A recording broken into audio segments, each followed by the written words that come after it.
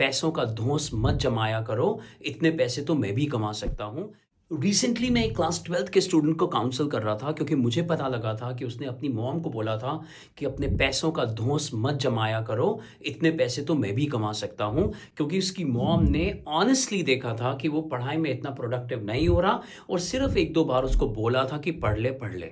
तो जब मैंने ये बात उससे पूछी तो उसने खुलकर मुझे बोला कि एक्चुअली में उसे खुद पर भी गिल्ट था, क्योंकि जो उसने परफॉर्म करा था, क्योंकि उसके मार्क्स लेस देन 50% आए थे, क्योंकि जो उसने प्रिपरेशंस करी थी वो उसको भी लग रहा था कि अप टू मार्क नहीं है।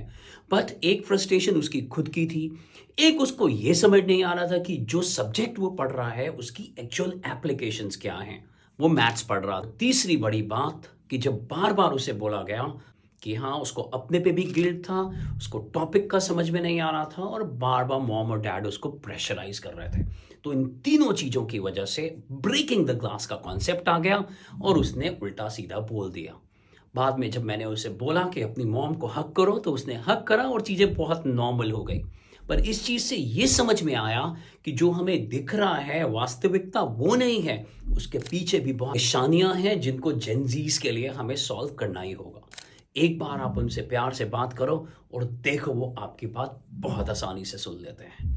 आपका क्या मानना है मुझे कमेंट करके ज़रूर बताएं।